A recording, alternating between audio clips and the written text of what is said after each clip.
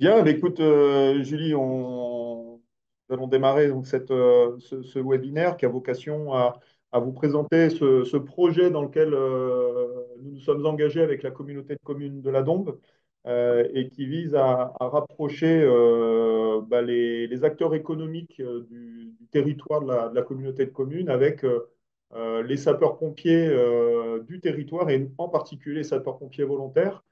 Donc, ce que nous vous proposons, bah, c'est une présentation du contexte et du projet pendant une trentaine de minutes, avec une petite vidéo qui viendra présenter quelques aspects, et ensuite d'échanger sur les sujets que vous souhaitez. Donc, nous sommes avec Julie les animateurs de ce webinaire. Adeline, qui est dans la salle également, s'occupe de la régulation, de voir s'il y a des mains qui se lèvent, s'il y a des demandes de prise de parole, et sera aussi la gardienne du temps, qui est un élément important dans ce genre de webinaire parce que nous savons bien que votre temps est compté, donc nous allons tenter de respecter ces 45 minutes. Et puis nous avons Pierre Criner, lieutenant Pierre Criner, qui est également dans la salle et qui, lui, s'occupera du chat que vous pouvez d'ores et déjà ouvrir sur Zoom pour pouvoir poser les questions au fur et à mesure de la présentation. Et donc, Pierre sera chargé de recueillir ces questions et puis de nous les transmettre et de pouvoir y répondre à l'issue de la présentation. Donc, quelques règles de fonctionnement pour le bon déroulement de ce webinaire. Nous vous demandons de bien vouloir couper les micros et caméras en dehors des prises de parole, ce qui limitera les bruits parasites et éventuellement les baisses de débit.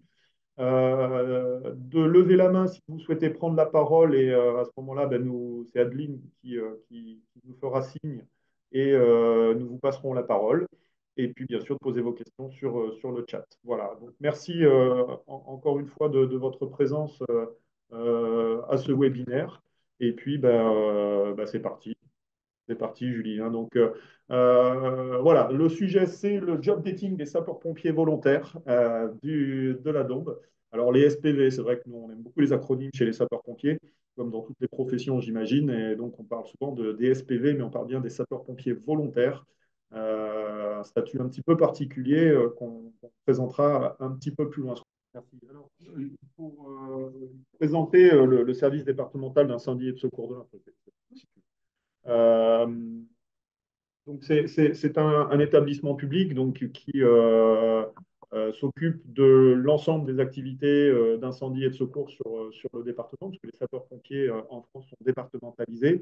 C'est un établissement qui est engagé dans un projet qui s'appelle Univers 2028, dont un certain nombre de principes sont importants et touchent en fait le sujet que nous abordons aujourd'hui, et notamment celui de la complémentarité des ressources entre sapeurs-pompiers professionnels et sapeurs-pompiers volontaires, et la notion de proximité, quelque chose qui est importante, puisque la proximité, c'est être au cœur des territoires.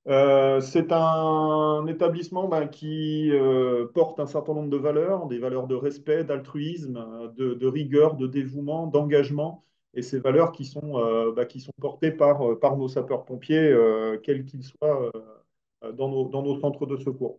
Alors, quelques chiffres pour dimensionner ce qu'est le service départemental d'incendie et de secours. Dans le département de l'Ain, c'est un peu plus de 43 000 interventions en 2023. C'était près de 48 000 en 2024. On est descendu un tout petit peu, qui sont répartis de la manière suivante. Donc, beaucoup de secours à personne, hein, l'essentiel de nos missions. 80% de nos missions, c'est du secours à personne.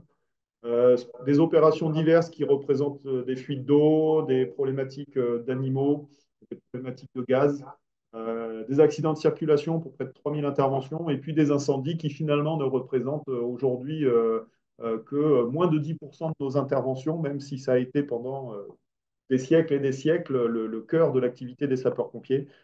Cette activité reste aujourd'hui moins importante que les autres, mais malgré tout, ça fait partie toujours de nos missions, bien sûr. Le département de l'Ain, nous sommes organisés avec un état-major qui se situe à Bourg-en-Bresse, quatre groupements territoriaux que vous avez dessinés sur la carte, 58 centres d'incendie et de secours du corps départemental, dont celui du centre de traitement de l'appel que vous avez vu au début de la vidéo. Et puis la particularité dans le département, c'est que nous avons encore 146 services locaux d'incendie et de secours qui sont des corps communaux, puisque il y a moins de 20 ans, enfin, allez, 25 ans, les sapeurs-pompiers en France étaient communaux et se sont départementalisés à la fin des années 90. Et à l'époque, les communes avaient le choix soit d'intégrer le corps départemental, soit de garder leur corps communal. Et dans l'Ain, beaucoup de communes ont gardé leurs pompiers communaux. Voilà, donc ça fait un maillage territorial qui est le plus fin en termes nous sommes le service public au plus près de la population indinoise. Et donc ça, c'est une fierté et qui nous permet une réponse de proximité assez intéressante. En termes de personnel, ce sont 2358 sapeurs-pompiers volontaires, hein, dont 25% de femmes. Alors 2358, c'était l'effectif au moment de l'étude. Voilà, globalement, entre 2300, 2400, 2500 sapeurs-pompiers volontaires, ça fluctue. 342 sapeurs-pompiers professionnels, principalement dans les unités à forte sollicitation opérationnelle, et puis 103 personnels administratifs et techniques qui œuvrent au quotidien et notamment à l'état-major à Bourg pour toutes les activités qui permettent de préparer l'opération de secours, que ce soit la gestion des véhicules, du bâtiment, toutes les problématiques ressources humaines, administratives, etc. Nous avons parlé tout à l'heure des principales interventions, des principaux domaines d'intervention, secours à personne, l'incendie, etc. Mais nous avons également un certain nombre d'équipes spécialisées pour des situations particulières, avec les risques et menaces nucléaires, avec le sauvetage aquatique très présent dans le département, puisque nous avons de nombreux cours d'eau, de nombreuses pièces d'eau, notamment sur la Dombe, avec plus de 1200 étangs. Nous avons tout l'est du département qui est montagneux.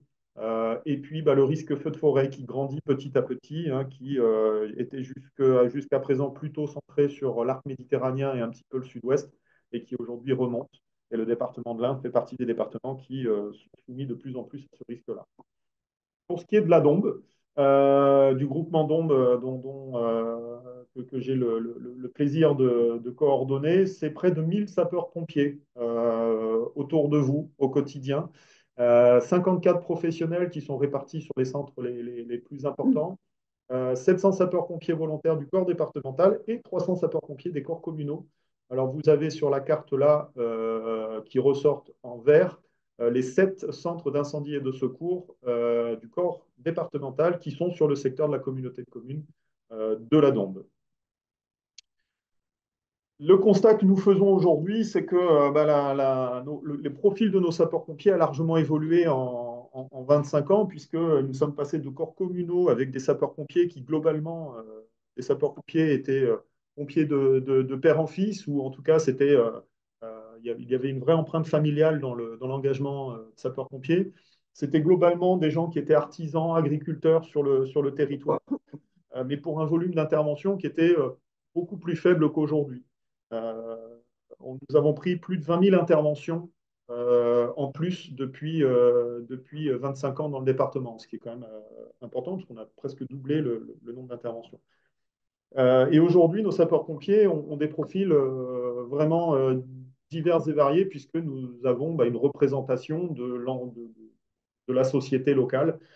Donc, ça va de l'étudiant à l'ingénieur, en passant par l'avocat, le médecin, la mère au foyer, l'ouvrier qualifié, l'agriculteur, etc. Mais dans un monde qui bouge, dans un monde qui est particulièrement complexe, il est aujourd'hui difficile pour un sapeur-pompier volontaire de maintenir un équilibre entre sa vie professionnelle, sa vie personnelle, notamment depuis que le Covid est passé par là, où il y a une reprise de conscience de l'intérêt de se centrer sur des activités familiales, associatives, ludiques, et puis pour nos sapeurs-pompiers, cet engagement pour les autres. Euh, le constat que nous faisons aussi, c'est qu'au niveau départemental, 60% des sapeurs-pompiers travaillent dans le département. Ça veut dire que 40% travaillent hors département de l'Ain, ce qui est assez important. Et pour le secteur de la Dombes, ce sont près de 300 sapeurs-pompiers hors corps communaux qui ne travaillent pas sur leur secteur de centre de secours. Je passe la parole à Julie pour parler de votre côté. Bon, alors de votre côté, forcément, le constat, ben, vous le connaissez, hein, vous y êtes confrontés tous les jours, hein. Ce qu'on a pu repérer, donc, c'est bah, effectivement vos grandes difficultés à recruter, hein, depuis 2 ans, depuis la Covid tout particulièrement. Ben, pour les causes qu'expliquait Benoît à l'instant, hein, on se recentre sur sa famille, sur ses loisirs, et puis ben, le constat qui est fait, c'est que le savoir-être des candidats, notamment, a beaucoup diminué depuis 2 ou 3 ans, qu'il y a un fort manque de candidats. Et en fait, ce constat corrélé au fait qu'on ait 54% des habitants de la Dombe qui aillent travailler en dehors du territoire, on le verra un peu plus précisément après, fait qu'effectivement, vous avez de grosses difficultés à recruter. Pourquoi c'est 54% d'habitants? Parce que, en fait, on s'est rendu compte que les habitants de la Dombe, notamment, avaient une très faible connaissance du tissu économique du territoire. Donc, ils ne connaissent pas les entreprises, qu'il y a un manque de visibilité des entreprises. Donc, ces deux points-là, on est en train de travailler dessus, notamment au travers d'une étude et d'une démarche plutôt de marketing territorial et d'attractivité. Donc voilà, ces deux points-là, on les traite. Et il s'avère que les habitants également donc, ont un réflexe d'aller chercher dans les grandes villes qui sont autour du territoire, parce qu'il s'avère qu'on est quand même bien entouré, hein, que ce soit Lyon, Bourg, Mâcon, Belleville, Villefranche ou même Amberieu-en-Bugey. On a beaucoup de personnes du territoire, comme je vous le disais, on le verra un peu plus tard, qui vont travailler en périphérie. Et il faut dire qu'en périphérie, on ne manque pas d'offres non plus. Donc, très clairement, quand on vous parle de recrutement depuis 2 ans, bah, voilà, quoi, j'ai trouvé ces deux images, j'ai trouvé, vous ressemblez assez régulièrement quand je vous croisais et que j'avais entre guillemets, pas le malheur, mais que j'essayais d'aborder avec vous la problématique de recrutement. Voilà, j'avais des réactions diverses et variées, mais celle-ci était prédominée. Vos propres mots, donc bah, c'est pareil, hein, vous les connaissez, hein, trop peu de candidats, et compétences trop faibles. Alors j'en ai qui me font vraiment rager, c'est quand on me dit que les 3 dernières embauches ont été faites par défaut. Je pense que vous y êtes confronté assez régulièrement. Bon, quand on me dit qu'on préfère pas me dire non plus ce qu'on pense parce que ce serait peut-être un peu trop dur à entendre. Voilà, ça résume assez bien la situation. Des candidats qui se lassent vite du travail, des contraintes, qui sont peu motivés. Mais bon, voilà, comme je vous le disais, vous y êtes confrontés tous les jours, donc ça, vous le savez. Je tenais à revenir donc sur cette cartographie qu'on a fait faire lors de l'étude mobilité de la communauté de communes, qui vous explique les flux entrants de personnes qui viennent travailler sur la Dombe, mais surtout les flux sortants. Comme vous pouvez le voir, bah, Lyon nous capte un nombre d'habitants très très conséquent, hein. On a plus de 5000 personnes qui tous les jours vont bosser à Lyon. Un peu plus de 650 qui vont travailler sur Villefranche, l'Aglo, quasiment 2000 sur Bourg. Et en fait, bah, à part, j'ai envie de dire, la communauté de communes de la Velle et puis celle de Val-de-Saône-Centre qui nous envoie plus de personnes, hein, pour venir travailler sur le territoire que nous ne leur en envoyons, voilà, on a un très très gros déficit par rapport aux habitants qui vont donc travailler à l'extérieur. On en a 54%, hein, qui vont bosser à l'extérieur et on a 20% d'emplois. Un petit zoom également pour vous confronter à la réalité, on va dire, des chiffres, hein, sur le territoire. Donc ça, ce sont des chiffres qui viennent de France Travail. Au dernier trimestre, il y avait eu plus de 2000 offres d'emploi qui avaient été déposées concernant notre territoire. L'année dernière, non, pardon, il y avait quasiment 4000 offres d'emploi qui ont été déposées, désolé, sur les 12 derniers mois sur le territoire. Et pour autant, au dernier trimestre, on n'avait que 2000 demandeurs d'emploi. Donc, rien que déjà à ce niveau-là, on n'y est pas, le compte et la balance n'y est pas. J'ai fait un petit questionnaire, hein, auprès de certains d'entre vous Sur les 17 réponses que j'ai obtenues, donc on avait quand même 61 postes, hein, sur 17 répondants, 61 postes en CDI qui étaient proposés, 67 postes dans la totalité recherchée. Mais surtout, ce qui m'interpelle, c'est qu'en fait, vous êtes très peu nombreux à passer par France Travail pour déposer vos offres. Ça représente un peu moins de 5% au niveau des 17 répondants, en tout cas, et on avait toute activité confondue. Donc, j'ai envie de dire, ce n'est pas uniquement lié à une typologie d'activité. Et si je mets en relation bah, ces 5% par rapport aux 2000 offres, aux 4000 offres pardon, déposées sur le site de France Travail, forcément, ça m'interpelle, hein, parce que je me dis que possiblement, on en a facilement le double qui peut être déposé dans la réalité. Alors, un zoom sur l'intérêt d'avoir des sapeurs-pompiers volontaires parmi ces salariés. Alors, comme cela a été évoqué dans la vidéo, c'est en premier lieu, c'est permettre d'améliorer la sécurité dans l'entreprise. Parce que c'est quelqu'un, un sapeur-pompier, c'est quelqu'un qui est capable de détecter rapidement une situation accidentelle, d'intervenir efficacement parce qu'il connaît les gestes de secours, quelle que soit la situation. Il peut également participer en amont aux démarches de prévention des risques. On a eu des témoignages d'employeurs qui faisaient état d'un véritable investissement des sapeurs-pompiers naturels sur des questions de prévention. Mais c'est aussi la capacité à participer à la formation des équipes, que ce soit les formations en secourisme, la manipulation des moyens de secours. Aujourd'hui, vous passez probablement par des prestataires pour former vos collaborateurs à la manipulation des extincteurs, par exemple. Ben, nous pourrions très bien imaginer qu'un sapeur-pompier qui est chez nous formateur, estampillé comme tel, puisque nos propres formateurs sapeurs-pompiers sont diplômés, en tant que tel, pourrait très bien demain réaliser ces formations dans l'entreprise. Ce sont également des compétences humaines et organisationnelles au profit du collectif, puisque ce sont des gens qui portent des valeurs qui nous semblent indispensables au bon fonctionnement d'une organisation quelle qu'elle soit. J'ai eu l'occasion de faire visiter un centre de secours à une chef d'entreprise il y a quelques mois. Et elle était étonnée de voir que c'était un centre de secours qui était vide la journée, puisqu'il n'y avait pas d'intervention en cours. Mais par contre, le centre de secours était propre, il était rangé, il était prêt à intervenir, parce qu'il est bien évident que s'il y a une intervention, il est hors de question de se poser la question de où est le matériel, est-ce qu'il est en bon état, est-ce qu'il est rangé, est-ce qu'il est toujours à la même place, puisque c'est culturellement ancré dans les pratiques de nos sapeurs-pompiers volontaires. C'est la possibilité pour votre entreprise de vous engager dans une démarche de responsabilité sociétale un peu plus concrète, parce que nous avons bien conscience, quand on échange avec vous, que c'est parfois un peu compliqué de mettre des choses derrière cet engagement, cette démarche de RSE. Deux points particuliers sont en lien avec le volontariat. C'est le bien-être de ses salariés en premier lieu, puisque un salarié sapeur-pompier volontaire qui est reconnu comme tel par son employeur et qui bénéficie d'aménagements pour pouvoir exercer ses missions dans de bonnes conditions, c'est quelqu'un qui est bien dans sa peau, qui est bien dans sa tête, qui est stable et qui est reconnaissant aussi vis-à-vis de son employeur. Donc, cette notion de bien-être est bien sûr prépondérante.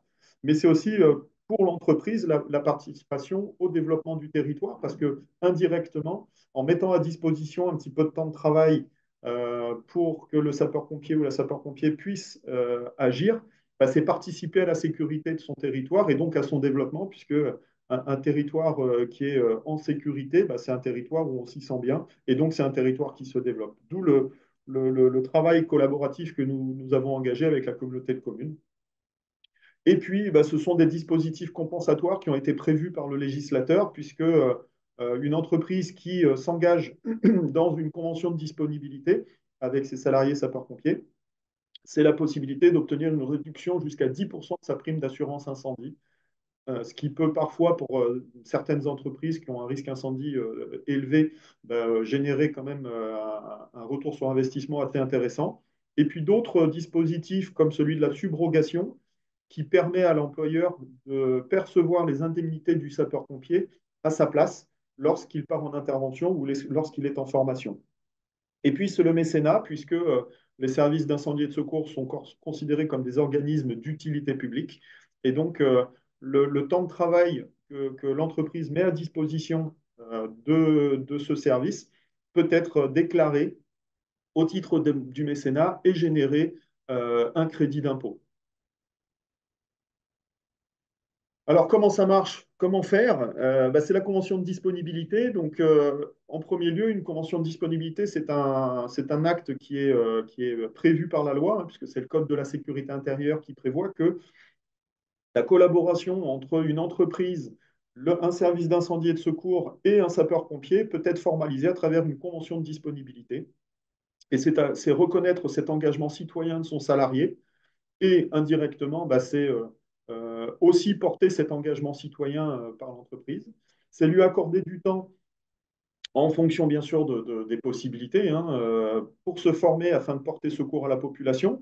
Aujourd'hui, nous avons sur le territoire de la Dombe près de 90% de nos sapeurs-pompiers volontaires qui sont obligés de prendre sur leur temps personnel et donc sur leur temps de famille, leur temps propre, parfois même sur des congés sans solde, pour se former, pour aller sauver les autres.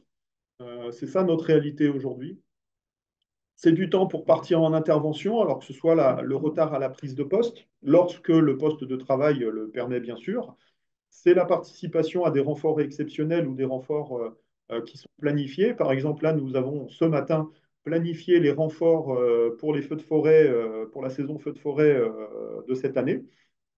Donc, nous avons des sapeurs-pompiers volontaires qui ont planifié de la disponibilité sur une semaine au cours de l'été. Alors, nous ne savons pas s'ils partiront ou pas, mais si toutefois il y a besoin de nous, ce sont des gens qui l'ont planifié. Et puis, lorsque encore les conditions le permettent, c'est quitter son poste de travail ponctuellement lorsqu'il y a une intervention. Donc, toutes ces modalités-là sont propres à chaque salarié et sont adaptées en fonction de son poste de travail.